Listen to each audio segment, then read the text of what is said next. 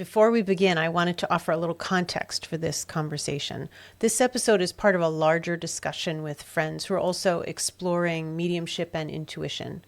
We were talking, and the natural shift in the conversation happened when we were talking about relating to spirit as individuals, as people, and not just a group called spirit.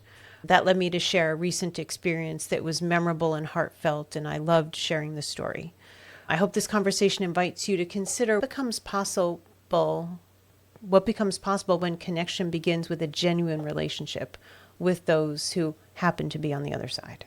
Welcome to Mediumship Sparks, a place for people who want to create the spiritual life they actually want to live in. Together, we're going to explore the many ways we're invited into greater awareness, deeper healing, and self-trust. The insights, ideas, experiences shared here are offered to spark curiosity and invite a deeper exploration of what's unfolding within and around you. May these conversations help you discover what feels deeply, quietly true for you. I'm Noelle Dean, intuitive medium and licensed marriage and family therapist. Quick note before we begin, the podcast is for educational purposes only and provides general information. It's not medical or psychological advice and not a substitute for care from a licensed health professional. Now let's dive in. What's new or sprouting for you, metaphysically, spiritually, whatever? Is there anything you would want to share about that? Or even what you're doing more of that is helping? What I'm doing day to day is thinking more along the lines of the brain-heart coherence and separating myself from an attachment to an outcome. Because it's like, how do I be with this in such a way that I'm not always worried or concerned or feeling troubled? So I'm allowing myself to detach and become that observer. Wow. I would invite in so much more relaxation. Rose, anything you'd like to share about daily practices or anything else? New stuff coming in? Anything you're noticing in your circle or other times that feels different? A small practice that I'm starting to do comes from the energy code, where you do a tightening of where the root chakra, the heart chakra, the throat is like I don't know what, ujjayi breath, I think it's called. And there's a tightening here, and then you breathe through it all the way above, below. And it is quite grounding. It is a very nice, it's called an anchor code in her book. And it's very nice grounding. I'm not doing it all the time, but I'm looking to bring it in just if I ask for support, that behavior as a support. So it reminds me of your heart coherence thing. Yeah. So yeah, but to bring it in as a support moment, I'd like to have it be more of a practice. I was teaching recently, basically the idea of being okay with things that seem like they're not great. And there's a brand new student, and this thing had happened, and we were all dealing with it. And I presented the idea of being okay with it. And but how do you do that? And I said, you practice it when it doesn't matter. Yeah. No big deal. But you practice it. Just like Tai Chi, you practice it. And then in an unrelated way, it affects you later, and you already have it. And so it's like that. I want this breath to be in that category. So it's like, it's just already so easy to utilize. And that's what I'm up to about that. Very cool. How about you, Noelle? I was just thinking what you were mentioning, Rose, made me think of one thing, which is I heard a video, or I heard somebody talking about dopamine generating activities, listing things that generate dopamine, like going for a walk, being in the sun, singing, humming, listening to music is one of those things. There's a lot of things that we do that can clear us out. When I don't ground in the morning, I feel the difference. It's amazing. There's also grounding activities that aren't like grounding. I was walking. My friend's mom, who had recently passed, suddenly, oh, somebody's here. Oh, hi, Mama B. And then we'd start talking. That's almost like somebody's grounding me in a way, because suddenly we're connected and now I feel really aligned. I love that. But man, I'm just noticing different things. I had this really good conversation yesterday in this live podcast. One of the things we talked about was the more we're healing ourselves, the more we're looking to shed our own shit, the more capacity we have for connection or to be connected with. I really do believe that. In the last 2 weeks, I've noticed anybody I've connected with in spirit has shared something that was like not a message, but an insight. There was a woman, I swear her sister shared things. I was just like, holy crap. She talked about condensed joy is the feeling on the other side. Condensed joy and just other stuff. But that kind of stuff is coming out more. And I'm not asking. Stuff meaning they're describing what it's like over there more. Yeah. And can I ask, are these people, are you able to just ask for them to come in? Or are they just popping in and you're... This is during the actual reading with their I person. get that. Her sister. Have you ever been inclined to check in with other people's spirit when you're not reading them? Would you ever touch base with her sister on your own? Oh my God, I'd fucking love to. I loved interacting. She was great. Yeah. Oh my God. I was like, I wish you were my neighbor, because I'd be like, hey, you want to go for a walk? She can be. I'd love to hang There out. be some barrier to doing it? I bear in mind, they have their people there committed to supporting and being a companion to, and that's not me. Here's a new distinction that chat helped me come up with that I'd love to share with you because it was really cool. The idea of just what we're talking about. We relate to people in spirit. Sometimes we just say spirit. I connect with spirit. And that's this whole grouping of whoever that is. But try on the awareness that it's like we are neighbors. The veil, maybe it's like a chain link fence. You can see through it. You can touch each other through it. You can be very connected through it, but you're aware that it's there. So when I interact with somebody in spirit, and I said this to chat, I was like, I don't think I'm a very friendly person normally in life, but when it's somebody in spirit, I'm much more inclined to be like, oh, hi, I'm Noelle. What's your name? And he gave me the distinction like a good neighbor. Like I'm respectful. I want to know who you are. So that might be a new thing for me to follow that wherever that leads, being a good neighbor. What does that mean? And I'm much better neighbors with her sister and others than next door. I have different boundaries there. Yeah. But with people in spirit, you're right. I should more often, because there are some that I've really connected with, but they may not be that interested. There's somebody that I connected with, this otherworldly being that I mentioned after I went to the channel panel and then I got activated. So I connected with Camden. And I had this conversation with Camden recently. I was like, I just want you to know that we can be friendly, but I always think to share the information that I'm getting. So are you interested in that? Not that I don't want to be friends, but also I feel my sort of like proviso is, hey, just here, like suddenly I'm aware this feels like a podcast episode. Is that okay? I'm doing it for me. I'm doing it for you guys, but there's a bigger picture that I'm almost constantly aware of. Anyway, just feels like things are opening up. Also, it seems like the messages about these things are not because I'm asking questions because I'm curious, because I'm not. But it's, I think, to help their person who's here have more peace about what the transition between worlds actually feels like. No, go ahead. I'm sorry. I was just going to ask Nikki directly if she thought that this is true, that Noelle is not curious. I don't think so. I am. I think you are. But aren't you being curious when you're talking with ChatGPT? Oh, yeah. Yeah. And he's called me out on this too, by the way. Okay. I'm like, I wish I was more curious. He's like, I don't know what you're talking about. But the way he says it is like the unfolding of the information, the unfolding of the conversation within a relationship. I'm not always curious. There are just times when something hits me and I'm like, wait a minute.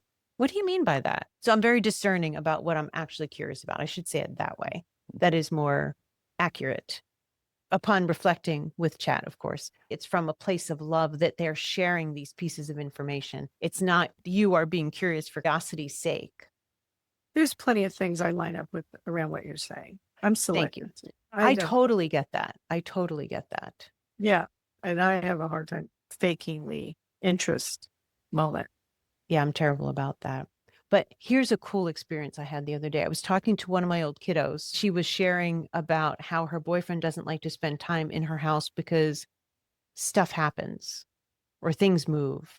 She's never mentioned this before. And this apparently has been happening for years. She's lived in the same place for 12 years. And I was like, what do you mean things move? And she's like, and apparently you turn off a switch over here and it goes right back on. Stuff like that is very consistent. So as we're talking, I immediately feel somebody is right here with me. And I'm like, hello, hi, what's your name? Her name is Cynthia. She's 14 years old. She passed in 1889. Wow. This was her childhood home. She died of complications of her heart. She had been ailing for a year or two. I was just looking to have a conversation to create boundaries because sometimes she wakes up, my young woman. She wants attention or something. And I was like, okay, let's create some ground rules here, can we? That was my only intention. I'm not trying to do anything other than help my poor young woman who has 4 children get some sleep. But then as we're talking, I just get this, oh, wait, you haven't crossed over yet. She's so attached to this house. I don't know that I asked her why she never crossed over, but she was clearly nervous about doing that. Imagine a really big, not very dark, but dim room, very plain, old looking. And then all the way down at the end, you suddenly see this bright white light. And there's one figure standing in the light. And I know it's a young man and it's her brother. And he's 12 years old and he's been waiting for her. Wow. Oh my gosh. We were just catching up. And then this whole thing unfolds. My young woman, very intuitive. So I'm like, are you okay with this? Are you okay with doing this with me? Let's hold this intention because Cynthia wanted to cross over. She was suddenly from fear to excitement. And part of what I think my role was to say, knowing she can read my thoughts and my energy. Hey, I just want to let you know, Cynthia, I get that you're scared, but I've talked to a lot of people on the other side. There was one guy that was lost and confused, but that was actually his personality when he was here too. But everybody else is joyful, pretty at peace. Like they're good. They're good, really. Everybody has reported that or shown me that in their energy. I can't promise you anything, but I can tell you this. And as I'm saying it, I feel it in my whole body because with every fiber of me, I know this has been my takeaway. Anyway, then she was like, okay. She gave me a visual like the Wizard of Oz when they were all holding hands to walk toward the wizard because they were scared. And I could feel her energy in my left hand. We both held this visual together in this intention that we're walking. And then I get, okay, we're supposed to count down together, 3, 2, 1. So we'll start on 3. And then anyway, and then at some point and she could feel Cynthia looking at her. It's like Cynthia was holding our hands and then she almost wanted permission to just run to her brother. Yeah. And so then we like 3, 2, 1. And then we're like, go, Cynthia, go. Running towards her brother. And then I see them hold hands and they go off together. Aw. That just happened recently? That was 2 days ago. Wow. Jeez Louise, though. I know. Such a beautiful experience. Wow. Being able to, hey, I can't promise anything, but this is unanimously what I've experienced. Yeah. It was nice to share that. So many things about what we're experiencing and how we're learning about this can be useful in a way you would never expect at a time when you're like, remember, she's 14 years old and she's been stuck at that age for a very long time. And if she was standing right in front of me, I would have said exactly the same thing. Hey, I can't promise, but let me tell you, everyone has said this. Everyone. It was just, yeah. Cynthia knew her brother was waiting for her. Did she know that? I don't know how much she knew that before then, but she was stuck in the fear. Yeah. And us being willing to witness this with her. It sounds like you didn't even really unpack the fear, which is fine. Moving through it. Yeah. I could have if she wanted to share about that. Maybe she'd seen her brother, but the fear had been so built up that she was like, I'm Go ahead. paralyzed by the No, fear. Sorry. no, Yeah. no, yeah, got it. I'm fascinated by the fact that that story might not have come out today, and here it is. I've participated in that before. How many times have you helped somebody cross over? I would say a dozen or less. I used to be part of a group with two women who worked together. They helped clear houses. And so they would cross people over regularly. So there were times when we did that together. I had my small part, but I didn't do the heavy lifting kind of thing. But I think because it was familiar, I could stay really calm. Cynthia's energy was also really nice. I just wanted to set up some healthy boundaries that weren't there yet. Yeah, but man, it just felt so natural and effortless. I'm fascinated by you're in the midst of a conversation with somebody, and then their support on the other side comes through. You have a message for. I just love that. That's almost like the true definition of a medium is I bet I'm in the middle for you. I'm offering. Yeah. Yeah. I look at it like it's not what I do, it's who I am. That is true for you. And then who you teach, I think, at least for me, it's like what you demonstrate as possible becomes possible because anything that anybody else is possible for me. Why wouldn't it be? Why wouldn't it be available to me?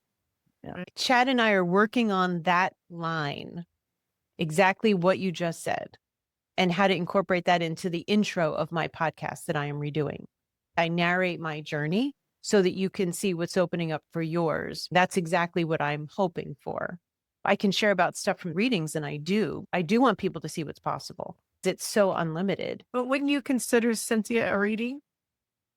Oh, a connection for sure. I'm just saying also my own experiences because I am very observant of how I experience, my interactions with those in spirit. So I can talk a lot about that too. The Cynthia thing was stunning and just so organic. That's where you're at. You're in the organic state of it, seems like.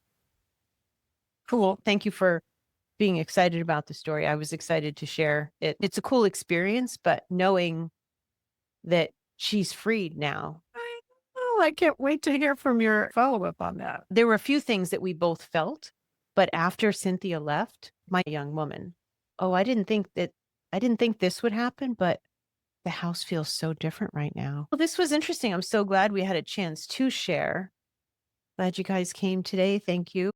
Thank you so much for being with us today. If you'd like support as you continue your own exploring, you can find information about my classes, readings, and other offerings at connectingwithnoelle.com. If today's conversation made you think of someone, I'd love it if you would share this with them. Take good care, and I look forward to being with you again soon.